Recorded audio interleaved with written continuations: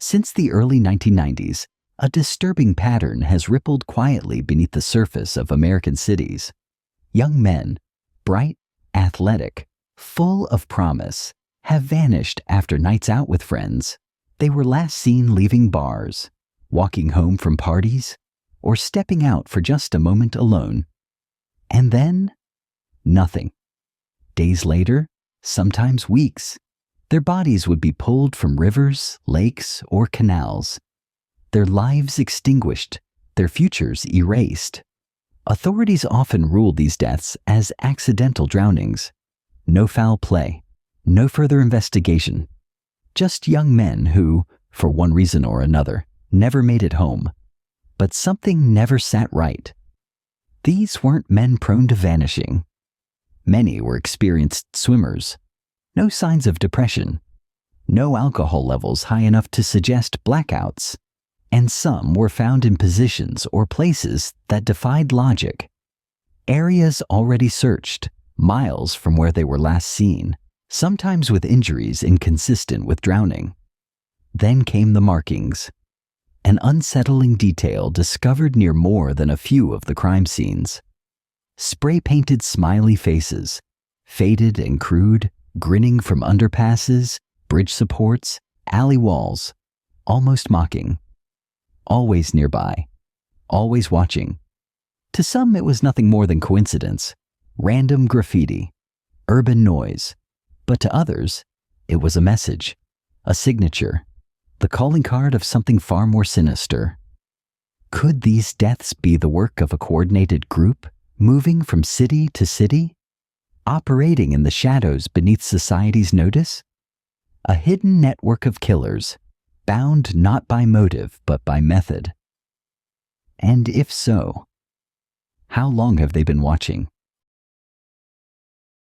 Welcome to Mystery Trails, where we uncover chilling true crime, baffling disappearances, and unexplained events across the U.S.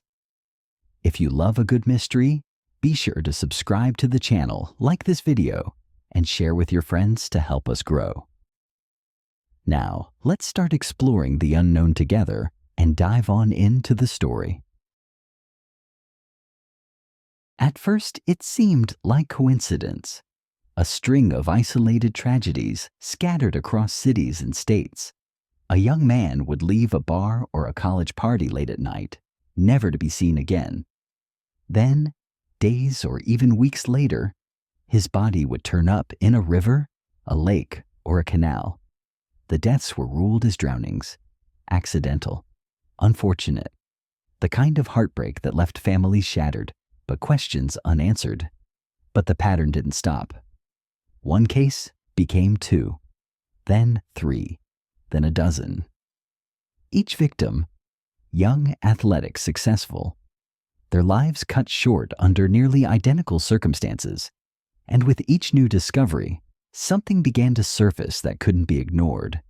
Near many of the bodies, spray-painted on walls, underpasses, or tree trunks, was a crude image, a smiley face, grinning wide and hollow, weathered by time, watching.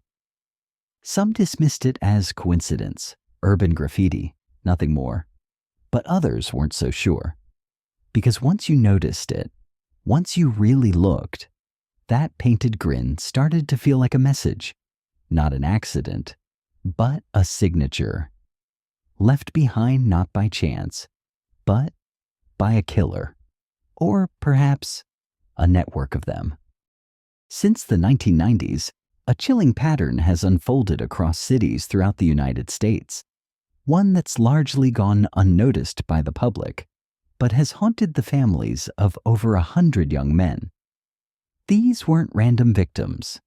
They were almost always college-aged, athletic, high-achieving, men with bright futures ahead of them, suddenly vanishing into the night after a party, a night out with friends, or a walk home that should have taken minutes. And then, without warning, they were gone. In New York, a promising student named Patrick McNeil disappeared after leaving a bar in 1997. His body was recovered weeks later, floating in the Hudson River. Authorities called it a suicide, a tragic end to a troubled night. But those who saw his body said otherwise. There were marks, signs that he may have been restrained, even tortured, before he ever hit the water. In Minnesota, on a freezing Halloween night in 2002, Chris Jenkins vanished after reportedly being thrown out of a bar. When his body was found months later in the Mississippi River, he was still wearing his costume. His arms were crossed tightly over his chest, a position eerily unnatural for a drowning victim. In Chicago, Brian Weldzian went missing just after the stroke of midnight on New Year's Eve, 2000. Friends last saw him in the early hours of the morning, disoriented, looking for a ride. He never made it home. His body surfaced in Lake Michigan weeks later, far from where he'd last been seen. And in Pittsburgh, in 2017, Dakota James called a friend in a panic late one night, asking for help. His voice was tight, confused. Something wasn't right. That was the last time anyone heard from him. 40 days later, his body was pulled from the Ohio River. The cause of death was never clearly determined. Just another accidental drowning, they said. Over and over again, the pattern repeated itself. Clean-cut young men, vanishing near water, days, sometimes weeks of silence, then a body, and always the same conclusion: accidental drowning. But not everyone agreed. Families wept without answers. Some claimed their sons were found with injuries inconsistent with drowning. Marks on wrists, missing shoes, strange bruises, and, in some cases, no water in the lungs. The more cases that appeared, the more impossible it became to believe they were unrelated. And as the bodies kept turning up, so did the questions. Questions that law enforcement couldn't or wouldn't answer. Questions that pointed to something darker moving beneath the surface. Something that may have been watching, hunting, and hiding in plain sight for decades. Over the years, investigators, skeptics, and grieving families have all tried to explain the disturbing pattern behind these deaths, but no single theory fits all the facts. The cases span decades, cross state lines, and carry with them just enough similarity and just enough contradiction to remain unresolved. Still, a few possibilities rise again and again, each more unsettling than the last.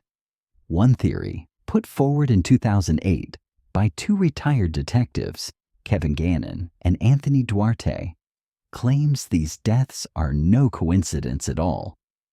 According to them, this is the work of a coordinated network of serial killers operating across the country. They believe the mysterious smiley face graffiti found near many of the crime scenes isn't random vandalism, but a calling card, a grim, mocking signature left behind by those responsible. Their investigation revealed that many of the victims had traces of GHB, a powerful date rape drug, in their systems, too many to ignore. It pointed to something methodical, a predator or group of predators who weren't just targeting victims, they were hunting them. Some believe this goes beyond your average lone killer. The consistency, the calculated timing, the ability to disappear without a trace. It all suggests a hidden organization, like a cult or underground society bound by secrecy and ritual. If that's true, it would make this network one of the most elusive and terrifying threats in modern criminal history. But not everyone believes in shadowy cabals. Others argue that the answer is far simpler, even if it's no less tragic. Many of the victims were last seen drinking. They were college students, young men out with friends, celebrating, blowing off steam. Alcohol impairs judgment. It dulls senses. It makes even the strongest swimmer vulnerable. Cold water can shock the body into paralysis in seconds. Could these deaths simply be the result of intoxication, confusion, and tragic accidents? That theory might explain some cases, but not all. Not the bruising, the restraint marks, the bodies found in locations previously searched. Not the men whose autopsies showed no water in the lungs, suggesting they were already dead before ever hitting the river. And that brings us to a darker possibility, one that stirs both suspicion and rage. Some believe that these deaths are part of a cover-up, not by criminals, but by law enforcement itself. Families have raised concerns about mishandled evidence, ignored signs of foul play, and autopsy results that contradicted official statements. In some cases, victims were found in areas that had already been searched multiple times, only to appear clean, intact, untouched by the time they were supposedly missing. How does a body remain perfectly preserved in open water for weeks? Unless it wasn't in the water the whole time. That single question opens the door to the final, most chilling theory. What if these young men weren't drowning at all? What if they were being held somewhere for days, maybe weeks before being placed in the water deliberately as a way to erase evidence? Could this be the work of a ritualistic group, abducting victims for reasons no one dares to speak aloud? Or could it be part of something even bigger, a system hidden beneath the surface, where young men are selected, taken, and disposed of with eerie precision? No one knows who, or what, is truly behind it, but the pattern persists. And every time a new case emerges, so does the same twisted smile, waiting near the water.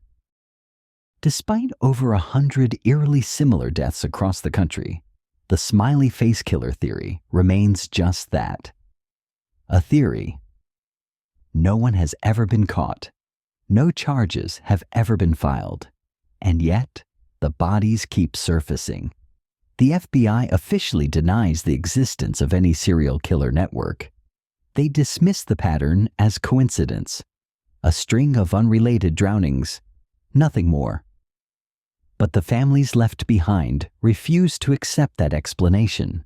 They've seen the signs, the injuries, the timelines, the strange details that never seem to make it into the final reports. Something doesn't sit right.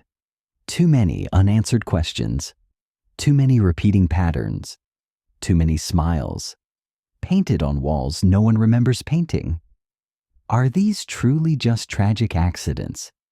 Young men lost to alcohol, cold water, and chance? Or is someone, or something, still out there, hiding in the darkness, watching from the edge of the water, waiting for the next victim to step into the night alone? Because one thing is certain, you don't need to believe in the Smiley Face Killers for them to believe in you. The mystery of the Smiley Face Killers continues to haunt investigators, families, and anyone who dares to look too closely. It remains one of the most chilling and hotly debated unsolved cases of our time. Not because of what we know, but because of how much we still don't. Are these deaths truly connected? Could there be a hidden network of killers, stalking young men across cities, choosing victims with surgical precision? Or are we chasing shadows, seeing patterns in the chaos, desperate to find meaning in tragedy? No one can say for sure. But until the truth is brought into the light, the rivers will keep their silence, and beneath their surface, they may still be holding secrets, secrets no one was ever meant to uncover. The mystery of the Smiley Face Killers remains one of the most unsettling and controversial unsolved cases in modern history. Decades have passed, yet the questions still linger, unanswered, unresolved. Are these deaths truly just tragic accidents? Or is there a darker force at work, a serial killer, or perhaps a network quietly preying on young men and vanishing without a trace? Could it be that we've been looking in the wrong direction all along, missing the real truth that's been right beneath the surface? The authorities say no. The evidence says maybe. And the families? They still want answers. But now it's your turn. What do you think? Are these drownings just coincidences or something far more sinister? Is someone out there still watching? Still waiting? Let me know your thoughts in the comments below. And remember, just because we can't see the pattern doesn't mean it isn't there. If you love chilling true crime, eerie unsolved mysteries, and terrifying serial killer cases, be sure to subscribe to Mystery Trails. Every week we explore cases that leave behind more questions than answers. And don't go anywhere just yet. Our next story takes us even deeper into the unknown. Click the next video and I'll see you there. Until next time, stay curious and stay safe.